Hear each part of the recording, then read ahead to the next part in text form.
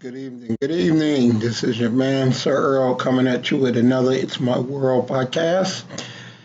Today is Sunday, January the 4th or 5th, I think, the 5th. I got a birthday coming up next week, the 11th. I'm looking forward to getting old gracefully. I'm not one of those people that try to remain young forever. I know, father time is unbeaten. I want to start out by saying, excuse me if I break out in tears, but my New England Patriots, which is my favorite team, lost in the playoffs today. Although I'm from Chicago and I do like the Bears, their season sucked. So New England is actually my favorite team. So they did lose. I guess the dynasty is over. Tom Brady at 42 probably needs to retire. But, that's neither here nor there. That's my day so far. Wanted to start out. I want to first of all thank all my listeners for tuning into my other platforms. But I do want to ask you that if you are to request me as a friend on Facebook or follow me on Instagram, anything like that, please leave a note saying that I heard you on your podcast. Because other than that, I don't just accept a lot of friends because they be just sending some crazy stuff on these social medias. So just let me know that you heard it, and then I know that it's acceptable. So once again, you can find me at on Facebook at Earl Bell, EarlBell. You can go to Snapchat at Sir-Earl1. You can go to Twitter at Sir-Earl's World. LinkedIn is Sir apostrophe Earl Bell. Um, Instagram, I have Sir-Earl1. I have It's My World 1 podcast. And I also have Sir Camelot Distribution. You can go to either of those Instagrams. But we're trying to get our subscribers up on It's My World 1, the channel on our YouTube. It's IT apostrophe S My World 1. All the letters are together. And go on in and subscribe because we're going to be starting to do a lot more videos. We have Chia getting ready for the Arnold Classic, so we're going to be doing a lot of training videos on there. We actually have a series starting in a couple of weeks titled The Road to the Arnold Classic, where we'll be doing some weekly stuff with her eating, her shopping, training, things like that. So it's going to be really, really good. So we're trying to get as many subscribers on that YouTube channel as possible. Once again, it's IT apostrophe S. It's My World and the number 1. And subscribe to it, and then every time we post a video, you'll be notified. And like I said, we're doing some interesting stuff with some videos. So I wanted to start out today with podcast is based upon why do we settle? Why are we settling? I find that every year around this time, New Year's, everybody make these great resolutions or whatever, but as a race, they say as a human race, 87 to 90% of the people are unhappy with their job.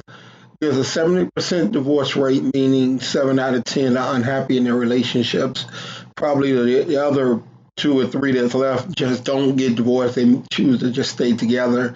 I know a lot of people that are very unhappy. I came up and one thing that I had always said, I never wanted to die unhappy and I never wanted to die broke. So, so far, still working on the broke part. But the unhappiness, everything that we do in life is based upon choices, okay?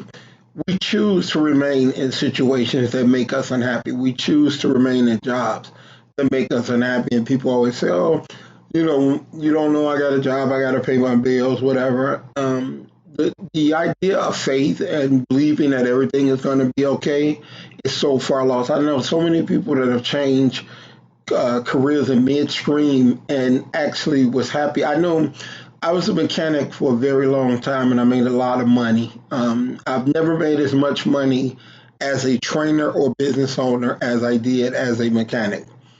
I hated being a mechanic. My drinking was at an all-time high. My smoking weed, which is legal now, was at an all-time high because I worked at a job 10 hours a day that I was miserable at. So that unhappiness flowed over into my personal life. And the only way to create, or what I thought I was creating, that happiness was to go out, party, drink, get high. And, I never knew the cause of it. I just thought it was just what I like to do. Once I changed professions, because I looked around and I looked at the guys that have been doing this a long time. I have nothing against it. If you're happy with what you do, great. I'm in your corner. I root for you. I just know I didn't want to do it for the rest of my life. So I looked at these guys, and just the smell and the texture of your hands and all of the scars and scrapes. People don't realize just how many fingers and things get broken within the mechanic industry, let alone all the dirt and grease and different fluids, antifreeze and things like that under your skin. You're cleaning your hands with this industrial hand cleaner, and who knows what the hell they put in that. So it just was a profession that just was not right for me. So I had to make a difficult choice. And for a long time, I didn't even open up my club till I was mid 30s. So one thing I try to do, I try to tell my son, um, if you don't know what you want to do, you find out what you don't want to do. I didn't know exactly what I wanted to get into, but I did know I did not want to spend my life in a profession that I was in. And if I didn't make a change, that's where I would spend the rest of my life at. And it was not something that I felt I wanted to do for the rest of my life, or even for a few more years when I decided I wanted to leave. So one of the things that I find that is prevalent in decision making is fear. I learned this from a guy, from a pastor, Pastor Meeks, who oversees one of the largest churches in Chicago. He said we would rather deal with the devil we do know than to deal with the devil we don't know. And in every level, there's another devil. Okay, and what we do, we have fear. Fear, as acronym, stands for false evidence appearing real. Normally, that which we fear is nothing but the thoughts that we create in our own mind about, oh wow, if I leave it, I would never suggest anybody to leave their job if they don't have a good concrete plan. We're sometimes so afraid to take a step back, to take a step forward, and that's once again that's fear. We're imagining all kind of things, losing our house, losing our car, and all these material possessions, which that does not bring you happiness anyway. We think it do, it doesn't. If you're not happy inside, nothing outside is going to make you happy. But we limit ourselves in everything we do, whether it be physical, financial, relationships, personally, by fear. We get into a comfort zone, and although we are in that comfort zone and it is not what is bringing us happiness, we are afraid to change it. We are afraid to make a decision that will allow us to pursue another career, go back to school, go in a different relationship, get ourselves in shape. We are bogged down by fear with so many things that we're basically like a deer in headlights. We get to a certain point and we just freeze. And it's once again, it goes back to what Reverend Meeks told me, and that was we'd rather deal with the devil we do know than to deal with the devil we don't know. Most people know, even though they may not like their job, they know what to expect from their job as opposed to getting a new job. Although a person is in a relationship that maybe is not making them happy, they know what to expect from that other person. They have this vision in their head that, maybe if I leave, I'll get somebody worse, or maybe I won't get anybody at all. It's all these things, false evidence appearing real. When you decide to take a different road to pursue the things that you feel will bring happiness to your life, usually it brings happiness to your life. You have to first come up with a concrete plan of what you want to do. and then you have to start pursuing that plan. If you're going down a road and you're lost and you turn around immediately when you turn around because you know you're lost, your decision making in your life starts to change because now you have made a decision to pursue the right path. And how could the right path ever lead you the wrong way? It can't. The wrong way leads you the wrong way.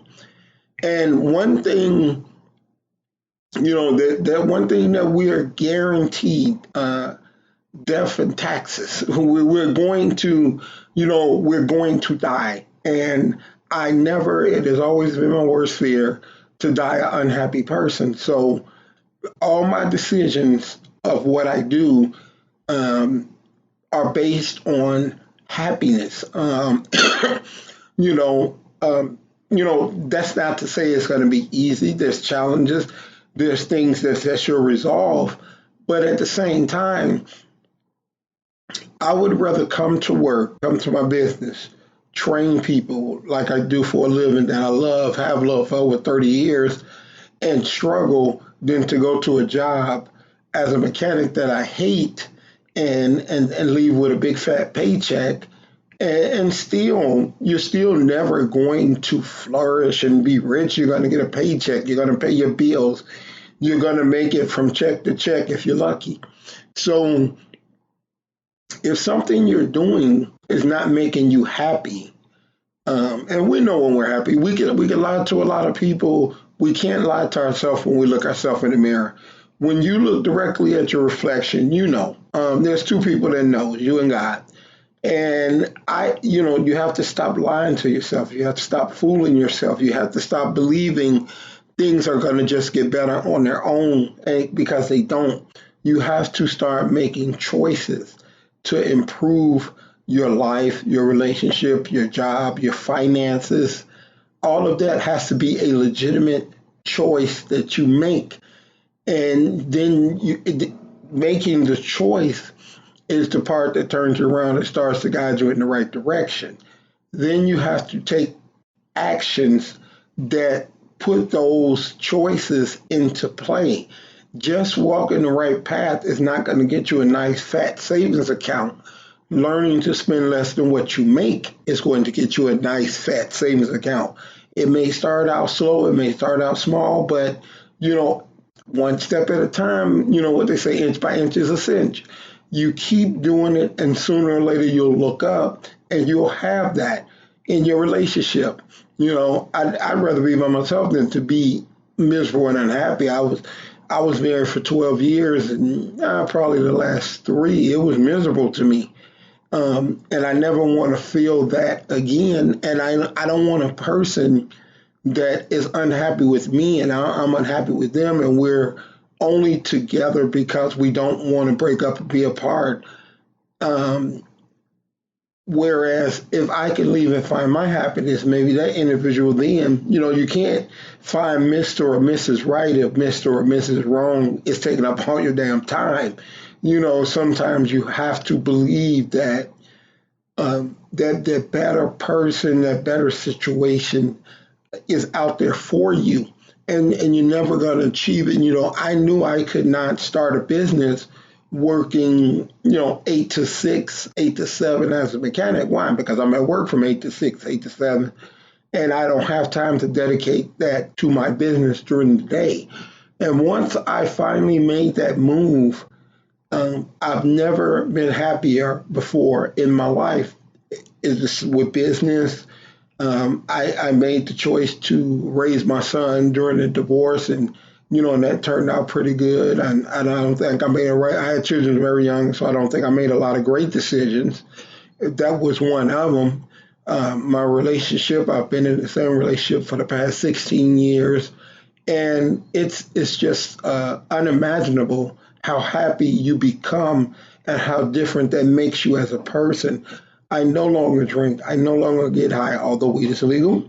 I no longer do those things because my inner being is so happy and nourished, and I look forward to every day because of the choices that I made to build my life in that way. I made the choice.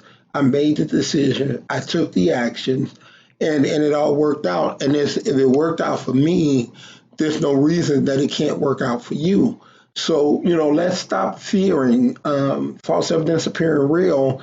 Let's stop fearing the unknown, and let's start taking that one step at a time towards the happiness that we seek in all aspects of our life. All right. So until next week, this is your man, Sir-Earl, signing off from It's My World One podcast. Check you next week. Peace.